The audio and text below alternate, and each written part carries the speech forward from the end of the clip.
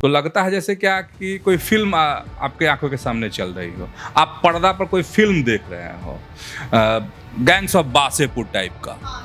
और सबसे अगर कहे कि कोई असफल है तो बिहार पुलिस असफल है। पप्पू यादव का क्या है, पप्पू यादव का अपना एक अलग तौर तरीका है, बवंडर खड़ा करना। सब चीजें चुनावी सभाओं में गूंजने वाली है। मतलब चिराग पासवान का कहना है कि आईना दिखा रहे हैं हम सरकार को। सर, लोगों का कहना है कि नीतीश विपक्षी दल के वादों की तर्कश से तीर उड़ा रहे हैं। अपने लोगों को, अपने वोटर को, बिहार की जनता को यह संदेश देने की कोशिश है कि नहीं, सब खोखला वादा है। पैनोरमा ग्रुप, जो सोचता है वो करता है। खबरें विद न्यूज हाट में आप सबका स्वागत है। मैं हूं आपके साथ अस्मी सराफ और इस वक्त हमारे साथ मौजूद हैं न्यूज हाट के सीनियर जर्नलिस्ट चंदन झा। बहुत बहुत स्वागत है सर आपका। धन्यवाद अस्मी। सर, कल चंदन मिश्रा की गोली मारकर हत्या कर दी गई। बेहद दुखद खबर आया सामने और पटना दहल उठा इस खबर से। पप्पू यादव इस पे गरमाए हुए हैं, सियासत गरमाई हुई है। उनका कहना है कि स्टेट इमरजेंसी लागू कर देनी चाहिए। पहले तो खबर कि क्या हुआ, क्योंकि असमी कह रही है कि एकदम से पटना दहल गया, और वाकई में जिस तरह की घटना कल पटना में बिहार की राजधानी में घटी, और वह भी एक बड़े अस्पताल में, इस अस्पताल का एक अपना रसूख है। और रसूख का मतलब कहा जाता है कि यहाँ इलाज की अच्छी व्यवस्था है, तमाम तरह के साधन हैं, सुरक्षा की मुकम्मल व्यवस्था है, अब तक जो सुनते आए। लेकिन उस अस्पताल में घुसकर चंदन मिश्रा नाम के, जो बक्सर का रहने वाला था, वह भी अपराधी था, उसको उम्र कैद की सज़ा मिली थी एक मामले में, और वहाँ पे उसका ऑपरेशन होना था। ऑपरेशन हो चुका था, और 5 अपराधी जो वहाँ पर एंट्री जो उनकी होती है, इस तरीके जो सीसीटीवी फुटेज में से जो चीज़ें सामने आई हैं इसमें, वो एकदम वाकई में रोंगटे खड़े कर रहे हैं। इसलिए रोंगटे खड़े कर रहे हैं, जैसे लग रहा है कि आप सीसीटीवी फुटेज को अगर देखेंगे तो लगता है जैसे क्या कि कोई फिल्म आपके आंखों के सामने चल रही हो, आप पर्दा पर कोई फिल्म देख रहे हो, गैंग्स ऑफ वासेपुर टाइप का, इस टाइप का फील होता है उस फुटेज को देखने पर। और खबर यह है कि सब कुछ चंद मिनट में ही हुआ है। कहा जा रहा है कि 7 से 8 मिनट के अंदर में सब कुछ हुआ है। 7 से 8 मिनट का मतलब ये है कि अपराधी आए, बगल में अस्पताल के बगल में ही, हॉस्पिटल के बगल में अपनी बाइक खड़ी की, ठीक है, 2 बाइक से आए थे, 5 अपराधी गए थे, और बाइक लगा दी उन्होंने साइड करके, और वह उनकी एंट्री होती है, वह उस फ्लोर पर जाते हैं जहाँ पर चंदन मिश्रा नाम का पेशेंट कहिए, अपराधी कहिए, जो पेरोल पे छूट के आया था, और पेरोल की अवधि भी अब खत्म होने वाली थी, ठीक है। तो एकदम सटीक इन्फॉर्मेशन, पता नहीं कैसे अपराधियों के पास इस बात की जानकारी थी कि हाँ यही कमरा नंबर है, यही है, ऐसे एंट्री करेंगे। एकदम अपराधी 7 मिनट में, जो खबर है, जो चर्चा है, जो प्रत्यक्षदर्शी हैं, जो कल बता रहे थे तमाम मीडिया के साथियों को, उसके मुताबिक 7 मिनट में सब काम तमाम। जो रिपोर्ट आ रही है सामने, जो आई, उसके मुताबिक अपराधियों ने जो शूट आउट किया उसका वीडियो भी बनाया है, वीडियो बनाया है। और खबर ये है कि सुपारी लेकर यह हत्या की गई है। तो इसमें पुलिस की भी अपनी कार्रवाई है। एक लोग को कहा जा रहा है कि पकड़ा गया है, पूछताछ जारी है, कई जगहों पे छापेमारी की बात है। तो खैर ये सब तो बात हो गई। सबसे मूल बात ये है कि राजधानी पटना, बड़ा अस्पताल, और उसमें इस तरह की वारदात, और लगातार हम लोग भी कह रहे हैं, पूरा मीडिया में यह खबर सुर्खियों में रहती है, इस तरह की खबरें कि लोगों की हत्याएं हो रही हैं।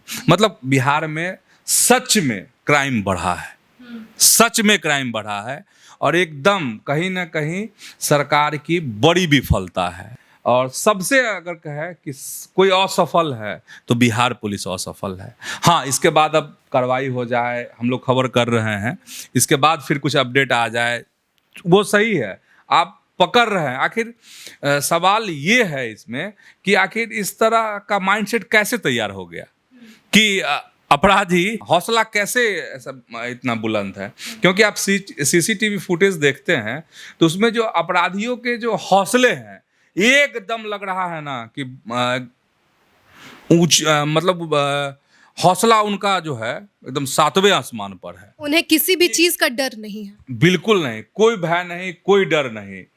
तो अंत में इस खबर में यही कि सरकार के लिए बड़ी चुनौती, चुनाव नज़दीक है और कि कैसे इन सब चीज़ों को काबू पाए, क्योंकि यही सब चीज़ें चुनावी सभाओं में गूंजने वाली है। मतलब ये मुद्दा बनने वाला है और लोगों को, जो एनडीए के जो लोग हैं, मतलब एनडीए के जो नेता हैं, उनको जवाब देते नहीं बनेगा। कहने के लिए, तर्क देने के लिए कह सकते हैं। अब पुलिस के एक बड़े अफसर हैं, उनका तर्क है कि अप्रैल से ही मई जून तक का जो समय है, उसमें इस तरह की घटनाएं खूब होती है। इस तर्क का मतलब हमको नहीं समझ में आ रहा है, तो हम उस तर्क में, फिर कुतर्क में हम नहीं जाना चाह रहे हैं। हाँ, तो उस तर्क है उनका, और फिर उसमें हम कुछ कहेंगे तो कुतर्क होगा या उनका कुतर्क होगा, इसलिए उसमें हम लोग नहीं जाते हैं। बस यही कि सवाल तो होंगे और जवाब तो सरकार को ही देना है। और ये जो पप्पू यादव का कहना है स्टेट इमरजेंसी वाला, उस पे क्या कहेंगे आप? अरे पप्पू यादव तो वही थोड़ी ना, सिर्फ स्टेट इमरजेंसी की बात नहीं कर रहे हैं। वो तो जो गोपाल खेमका की हत्या हुई थी, उसको लेकर कभी राज्यपाल से मिल लिए कल ही, और बोल रहे हैं कि लगाइए बिहार में राष्ट्रपति शासन, अभी सबसे नहीं होने वाला है। तो पप्पू यादव, ठीक है, पप्पू यादव जहाँ जाते हैं वहाँ सियासत की जो रोटी होती है उसको हर जगह वो सेकने की कोशिश करते हैं। तो पप्पू यादव का क्या है? पप्पू यादव का अपना एक अलग तौर तरीका है, बवंडर खड़ा करना, ठीक है। क्योंकि हम लोग भी तो कर रहे हैं ना कि हाँ, सरकार विफल है, पुलिस विफल है, अपराधियों का मनोबल ऊंचा हो गया है, हौसला बुलंद हो गया है, चुनौती है सरकार के लिए, सरकार को जवाब देना होगा। हम लोग भी कह रहे हैं ना ये बात। तो पप्पू यादव ऐसे ही मांग करते रहते हैं स्टेट इमरजेंसी वाली बात नहीं है, चुनौती जरूर है सरकार के लिए, लेकिन पप्पू यादव की जो मांग है उस लायक अभी कहेंगे तो वो हालात नहीं हुए हैं। क्राइम के ग्राफ जरूर बढ़े हैं, जो हम लोग भी बार बार कह रहे हैं। सर, चिराग पासवान जेपी नड्डा से मिले हैं, जेपी नड्डा भाजपा के अध्यक्ष, उनसे मिले हैं और उन्होंने नीतीश को घेराव किया है, नीतीश का घेराव किया है पटना शूटआउट को लेके, तो इस पर क्या कहना है? पहले नीतीश, देखिए, जेपी नड्डा से मुलाकात हुई। जेपी नड्डा मतलब भाजपा के राष्ट्रीय अध्यक्ष से मुलाकात हुई है चिराग पासवान की। लोक जनशक्ति पार्टी रामविलास के सर्वे सर्वा हैं चिराग पासवान, उनकी मुलाकात हुई है।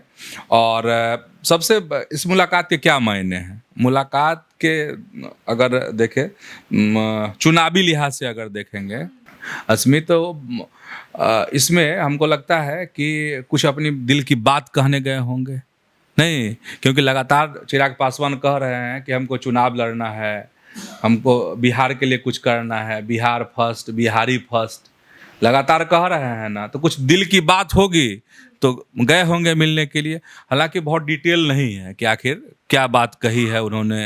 एक तो ये बात हो गई। अच्छा, आगे जब हम खबर में आएंगे, क्योंकि अस्मी ललन सिंह से संबंधित एक सवाल करेगी, उसमें समझ में आएगा कि अभी जो चिराग पासवान मिले हैं उस मुलाकात के क्या मायने हैं। चिराग पासवान ने जो शूट आउट पे सवाल उठाया है, तो इसको लेकर कसमकस की भी स्थिति है। किसको लेके? चूँकि एनडीए का एक बड़ा हिस्सा है चिराग पासवान और उनकी पार्टी, लेकिन जिस तरीके से चिराग पासवान सवाल उठा रहे हैं लगातार, गोपाल खेमका की जो हत्या हुई उस समय में भी और उसके बाद भी अपराध को लेकर चिराग पासवान एकदम सरकार को टारगेट पर ले रहे हैं। टारगेट का भी कह सकते हैं इसमें, या यह कह सकते हैं कि आईना दिखा रहे हैं। मतलब चिराग पासवान का कहना है कि आईना दिखा रहे हैं हम सरकार को, ठीक है, लेकिन बिहार की जो आम जनता है, जो लोग हैं, वह कह रहे हैं कि नहीं, ये नीतीश कुमार को टारगेट पे ले रहे हैं, क्योंकि इनका इरादा जो है नेक नहीं है। मतलब अलग चुनाव लड़ना चाहते हैं, नीतीश कुमार को परेशान करना चाहते हैं, या लोग सोच रहे हैं, क्योंकि 2020 में भी इसी तरह के हालात हुए थे बिहार में। हालात हुए थे का मतलब यहाँ पर ये है कि चिराग पासवान एनडीए से अलग होकर अकेले चुनाव लड़े थे, ठीक। तो ये है, लेकिन हम लोग तो शुरुआत में ही बता दिए, पहली खबर ही अभी बताए हैं कि जो कल जिस तरीके से बड़ी वारदात पटना में हुई, और वह वारदात जो है एनडीए गवर्नमेंट पर, नीतीश की सरकार पर एक बड़ा प्रश्न चिन्ह है। तो वही प्रश्न चिन्ह जो है लगाया है चिराग पासवान ने ही सरकार पर। ठीक है सर, लोगों का कहना है कि नीतीश विपक्षी दल के वादों की तर्कश से तीर उड़ा रहे हैं, तो ऐसा है क्या? हाँ, एक तो बड़ा मुद्दा कह दी। देखिए असमी जानती हो, कल इतनी बड़ी वारदात हो गई पटना में, जिसका जिक्र अभी हम लोग कर रहे थे, बता रहे थे अपने दर्शकों को। उसमें समझो कि जो बड़ी खबर कल की कुछ और थी, लेकिन हेडलाइन जो है कुछ और हो गई, अखबारों की हेडलाइन कुछ और हो गई, आम लोगों की जुबान पर जो है कोई और चर्चा चढ़ गई। वारदात वाली घटना, चूंकि अस्पताल में, हॉस्पिटल के अंदर में, आईसीयू में घुस करके एकदम धाएं धाएं। ठीक, लेकिन कल की बड़ी खबर ये थी कि 125 यूनिट बिजली अब बिहार के लोगों को मुफ्त में मिलेगी, और जो वह खर्च है, उस पर जो खर्च आ रहा है, वो सरकार सब्सिडी के तहत 100% सब्सिडी के तहत अपने माथे पर उठाएगी भार। ठीक है, तो ये माथे पे जो भार वाली बात है वो एक बहस का अलग मुद्दा है, लेकिन कल पूरे हेडलाइन बदल गई और यह खबर दब गई। तो इसको लेकर तंज है विपक्ष की तरफ से सत्ता पक्ष पर, नीतीश की सरकार पर, कि जो वादों के ये हैं लपक ले रहे हैं कौन, तो नीतीश कुमार। अब लपकने की बात तो है, बिजली वाली बात तो हो ही गई। देखिए महागठबंधन राजद जो है लगातार वादे पर वादे किए जा रहा है जनता से। ठीक है, कि देखिए चुनाव आ रहा है, हमको वोट दीजिए, और अगर हम सरकार बनाएंगे, हम मुख्यमंत्री बनेंगे, तो आपको महिलाओं को 2500 देंगे हर महीना। ठीक, जो पेंशन वाला है, सामाजिक पेंशन, वो हम 2000 देंगे, कोई कह रहा है हम 1500 देंगे। ठीक है, तो ये सब जो है, जैसे डोमिसाइल लागू करने की बात थी, तो नीतीश सरकार ने, मतलब एनडीए गवर्नमेंट ने क्या किया, उसको लपक लिया, और बिहार की नौकरियों में 35% आरक्षण जो लागू है, उसमें डोमिसाइल लागू कर दिया। मतलब बाहर की महिलाओं को अब जो है किस कैटेगरी में रखा, जनरल कैटेगरी में रखा जाएगा, और जो यहाँ की महिलाएं होंगी, उनके लिए लड़कियां होंगी, उनको 35% आरक्षण मिलेगा। तो ये डोमिसाइल नीति यहाँ लागू हो गई। ये वादा किसका था? तेजस्वी यादव का वादा था कि हम चीफ मिनिस्टर बनेंगे, सरकार हमारी बनेगी, तो हम इसको लागू करेंगे। तो उसी को लेके कटाक्ष है कि वादा किसी का और तीर कोई और चला रहा है। और तीर कौन चला रहा है? तो नीतीश चला रहे हैं। अरे मुख्यमंत्री वो है, तो तीर तो वही ना चलाएंगे, सारा कमान तो उन्हीं के पास है ना, कमान में ही ना तीर रखा रहता है। तो तीर तो चलाएंगे नीतीश कुमार, वादे इनके, या तीर जो है एकदम धाए पर धाए चलाए जा रहे हैं। इस पर जानते हैं असमी, कल एक बड़ी चुटकी ली है सम्राट चौधरी ने। अच्छा। इसी को लेके बिजली वाला जो मसला है कि मुफ्त बिजली मिलेगी, इस पर प्रेस कॉन्फ्रेंस वह कर रहे थे, लोगों को बताने के लिए, मीडिया को बताने के लिए कि देखिए सरकार ने कितनी बड़ी पहल की है। लेकिन सम्राट चौधरी जो हैं, एक सवाल किया पत्रकार बंधु ने और कहा कि देखिए वादा उनका, और आप लोग जो है सो पहले ही लागू कर दे रहे हैं। तो सम्राट चौधरी की प्रतिक्रिया थी, अच्छा वो बचवा के बारे में बात नहीं कीजिए हमसे। ये सम्राट चौधरी कल तंज कस रहे थे। तो बच्चा समझते हैं सम्राट चौधरी तेजस्वी को, लेकिन 2020 में भारी पड़ रहे थे। ठीक, तो इसलिए बच्चा नहीं है। सियासत में क्या होगा, अब जनता किसको पसंद कर लेगी, जिसको ना पसंद करेगी जनता, वो बचवा है। सही बात है सर। ठीक है, अगर जिसको जनता पसंद कर ली, माथे पर बैठा ली, वो सिकंदर, वही विजेता। तो कल एक ही तरफ से बयानों के तीर नहीं चले हैं, इधर से भी तीर चले। हाँ, दोनों तरफ से चले हैं असमें। सर, आज प्रधानमंत्री नरेंद्र मोदी आ रहे हैं पटना, तो इस पर कांग्रेस की जो प्रवक्ता है डॉक्टर रागिनी, उन्होंने तंज कसा, कल ही उन्होंने तंज कसा था। उनका कहना है कि प्रधानमंत्री मोदी तो खोखले वादे करते हैं, खोखले घोषणाएं करते हैं। तो आपको क्या लगता है कि ये वो क्यों कह रही हैं, ऐसा क्यों कहना है उनका? क्या मोदी अपने वादों पर खड़े नहीं उतरते हैं? देखो, अब विपक्ष है तो काम है कहना नहीं, वैसे जब भी इन दिनों लगातार मोदी बिहार आ रहे हैं, पीएम मोदी, तो बड़ी बड़ी सौगातें मिली हैं बिहार को। और जो आज आ रहे हैं प्रधानमंत्री मोदी, मोतिहारी में गांधी मैदान है। सिर्फ पटना में ही गांधी मैदान नहीं है, और जगहों पर इस तरह के मैदान है। तो मोतिहारी में भी गांधी मैदान है, वहाँ बड़ी जनसभा है, और कुछ ही घंटों के बाद जो है प्रधानमंत्री नरेंद्र मोदी वहाँ पहुँचने वाले हैं। और मोदी जब आते हैं तो कहा जाता है कि बहुत सारे समीकरण बनते हैं और ध्वस्त होते हैं। तो जो समीकरण बनते हैं और ध्वस्त होते हैं, उससे कांग्रेस चिंतित है, उससे इंडिया ब्लॉक, इंडिया अलायंस, महागठबंधन चिंतित है।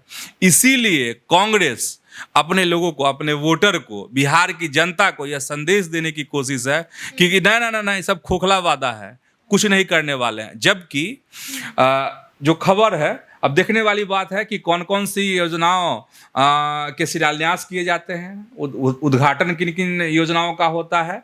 लेकिन कहा जा रहा है कि करोड़ों लागत की योजनाओं का शिलान्यास और उद्घाटन होना है। तो क्या यह सौगात नहीं होगी बिहार के लिए?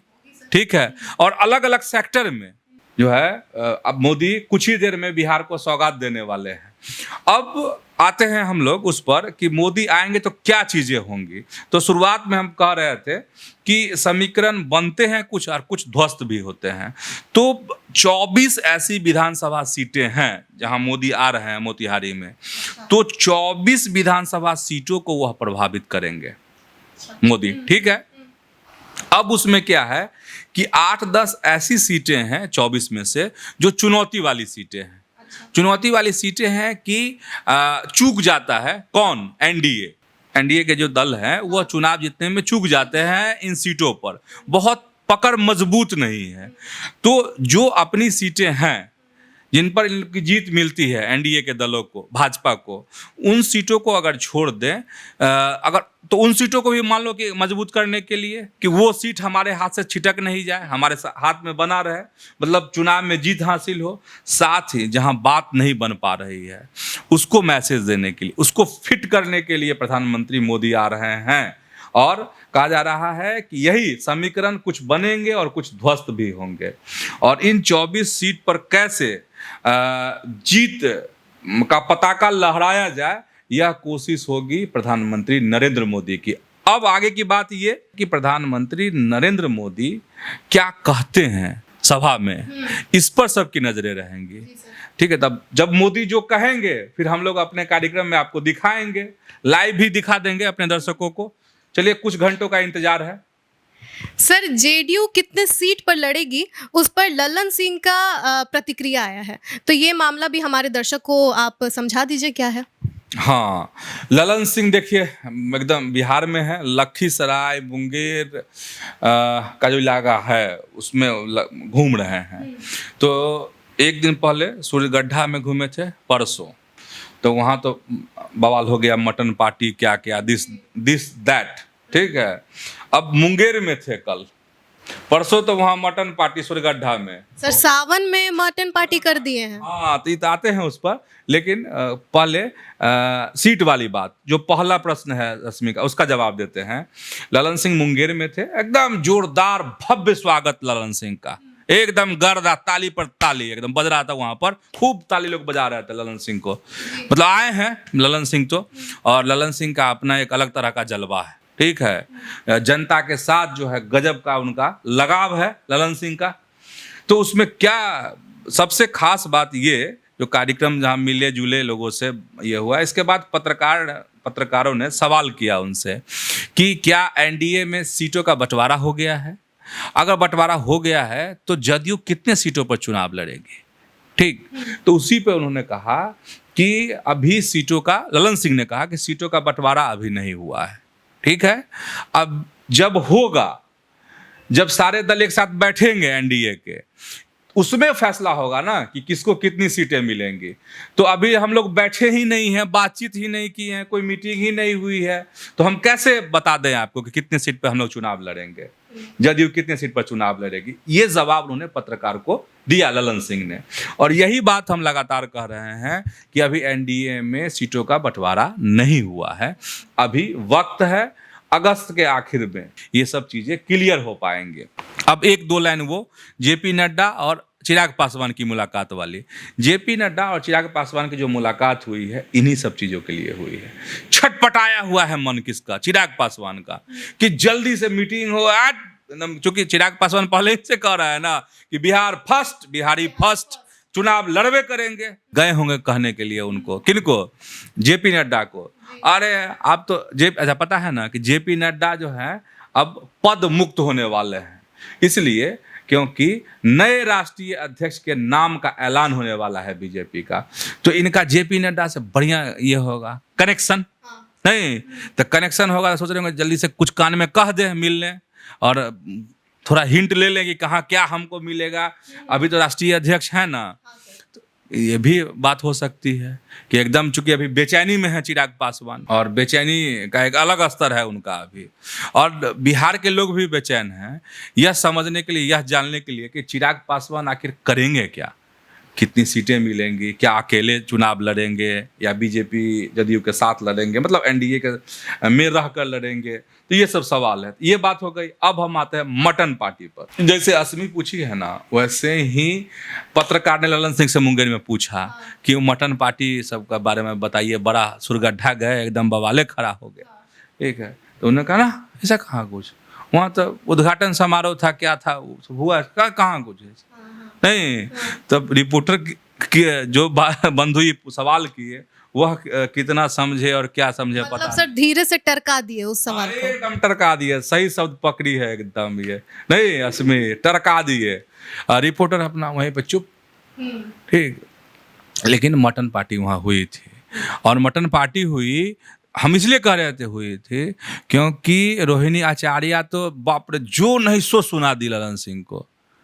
ठीक, वैसे अशोक चौधरी बचाव में आए, बोले कि अरे हम लोग क्या कर सकते हैं, हम भी थे वहां पर, क्या करेंगे। आयोजक जो है सो अपना बनाए खाए, लेकिन जो शाकाहारी है उनके लिए भी व्यवस्था थी। तो मटन पार्टी को लेकर हो हल्ला इसीलिए क्योंकि सावन का महीना चल रहा है, और सावन के महीना में बहुत लोग मांसाहारी भोजन नहीं करते हैं। और कभी एनडीए के नेता भी घेरे थे किनको, तो लालू जी को। जब साल 2 साल पहले की बात है, मीसा भारती के दिल्ली वाले घर पर राहुल गांधी को मटन बनाना सिखा रहे थे। राहुल कौन? लालू प्रसाद। तो उस समय में भाजपा वालों ने बहुत घेरा था, सावन है मटन सिखा रहे हैं। ठीक है, तो यही सब पुरानी बात है ना। तो जब क्या है कि राजनीति में, खासकर राजनीति क्या कहिएगा, अब तो सामान्य जनजीवन में भी, अरे सामान्य जनजीवन में भी खूब राजनीति होती है। हाँ सर, होती है ना। हाँ सर, ये बात तो है। घर में भी होती है। हाँ सर, होती है। हाँ सर, तुम करती है राजनीति घर में? सर इधर ही राजनीति इतनी हो जाती है तो घर पे क्या, घर पे मस्त आराम से रहा जाता है। हाँ, मतलब राजनीति, देखिए राजनीति जो है बहुत महत्वपूर्ण चीज है। हर जगह सड़क पे चलिएगा वहां भी पॉलिटिक्स है। नहीं ऐसे कट मारिएगा तो वहाँ भी राजनीति हो जाती है। तो यही है। तो राजनीति में जब जिसको मौका मिलता है असमी, वो फायदा उठाता है। तो अब इस बार मौका था विपक्ष का। उस समय में लालू जी को घेरे थे, इस समय ललन सिंह को लोग घेरा, अरे आप वहाँ थे ना, मटन परोसा गया। चलिए, लेकिन अशोक चौधरी ने उनका जबरदस्त बचाव किया, ढाल बन गया अशोक चौधरी। बोले क्या वहाँ क्या ललन सिंह को ना मटन खाए हैं, जिसको खाना था खाया, जिसको बनवाना था बनवाया, ललन सिंह तो नहीं ना खाए हैं। कि अशोक चौधरी ने कांग्रेस को न्योता दे दिया है कि आप नीतीश के साथ मिल जाइए। तो आपको क्या लगता है राहुल गांधी इस न्योता को स्वीकार करेंगे? हाँ, अरे अशोक चौधरी न्योता दिए हैं, ठीक है, लेकिन न्योता कम है असमी, तंज ज्यादा है। अच्छा, ये तंज कसे हैं? तंज कसे हैं और कहे हैं कि आ जाइए हमारे साथ, नीतीश जी के साथ आ जाइए। ठीक है, ये कह रहे हैं कौन? अशोक चौधरी।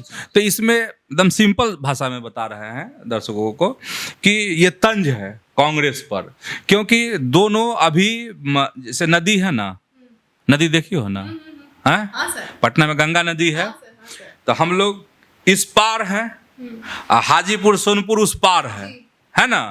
तो हम लोग इस पार में 2 किनारा है, एक किनारे अगर पटना है तो उस तरफ जो है सोनपुर है, हाजीपुर है, ठीक है, और राघोपुर भी है उसी पार, जहाँ से तेजस्वी चुनाव लड़ते हैं, विधानसभा है क्षेत्र, ठीक। तो इस पार और उस पार तो अभी नदी है, क्योंकि वही राहुल गांधी थे जिस वजह से सियासत छितरा गई थी और एकदम छटपटा कर नीतीश कुमार भागे थे। क्योंकि हमारे दर्शकों को भी याद होगा, जब इंडिया गठबंधन की मीटिंग हुई थी तो उस समय में लालू प्रसाद ने कहा था कि राहुल गांधी बनेंगे दूल्हा और हम लोग बनेंगे बाराती। बात वहीं से खराब होनी शुरू हुई थी और नीतीश कुमार का कान खड़ा हो गया था कि ना, ये लोग झूठा सपना दिखा रहा है, ये हम लोग को प्रधानमंत्री बनाएगा, और सबसे पहले वहां से क्विट करके भागेगा। अरे बाप रे बाप, यहाँ तो जुल्म है, यहाँ तो कुछ नहीं होने वाला है, ठीक है। तो एक तंज है, अशोक चौधरी ने तंज कसा है, ये इसको ऑफर कम तंज ज्यादा का है। सर खबरें ये भी हैं कि तेजस्वी यादव और खरगे 19 तारीख को मीटिंग करेंगे, तो आपको क्या लगता है मीटिंग में किन किन मुद्दों पर चर्चा होने वाली है? खरगे जी का मतलब है कांग्रेस के राष्ट्रीय अध्यक्ष मल्लिकार्जुन खरगे के हाउस पर, घर पर, आवास पर जो है यह मीटिंग है। और तेजस्वी यादव ने कहा कि 19 तारीख को मीटिंग होगी, यह बड़ी मीटिंग है, तो इसका मतलब बिहार चुनाव, ठीक है। और इधर लगातार जो है महागठबंधन के लोग मीटिंग कर रहे हैं, सीट छांट रहे हैं, उस पर डिस्कस कर रहे हैं, सूची दे रहे हैं, समझ रहे हैं, बयान भी आ रहे हैं। मुकेश सहनी है, उनका एक बड़ा हिस्सा छटपटा भी रहे हैं बीच बीच में, सब चीज़ चल रहा है। तो एक बड़ी मीटिंग तेजस्वी यादव के अनुसार खरगे जी के घर पर होगी और उस मीटिंग में तेजस्वी यादव भी शामिल होने वाले हैं। सर आज नीतीश कैबिनेट की मीटिंग होने वाली है, बहुत दिन से नीतीश कुमार बहुत सारी कैबिनेट मीटिंग कर रहे हैं, तो आपको क्या लगता है आज किन किन मुद्दों पर मुहर लगने वाली है? कैबिनेट के जो एजेंडे होते हैं वो सामने नहीं रखा जाता है, और ऐसा कहा जाता है कि अगर सामने हो गया और मालूम हो गया कि इस एजेंडा पे मुहर लगेगा, अब मीडिया में बात आ गई तो नीतीश कुमार एजेंडा ही कैंसिल कर देते हैं, ठीक है। तो हम अभी यही बता सकते हैं अपने दर्शकों को कि यह मीटिंग जो है, नीतीश कैबिनेट की जो मीटिंग होगी उसमें कुछ बड़े फैसले लिए जा सकते हैं, ऐसा कहा जा रहा है। चुनाव नज़दीक है और लगातार बड़े फैसले हो रहे हैं, बिजली मुफ्त, तो सामाजिक कल्याण से संबंधित जो पेंशन था 400 से 1100, डोमिसाइल, रोजगार, तो इस तरह के फैसले हो रहे हैं। तो कहा जा रहा है कि इसीलिए अहम है ये मीटिंग जो आज शाम में 5 बजे होने वाली है। कुछ बड़े फैसलों पर और मुहर लग सकती है। चलिए बहुत बहुत धन्यवाद सर, आप हमारे साथ ऐसे ही बने रहिए, देखते रहिए न्यूज़ हाट। धन्यवाद।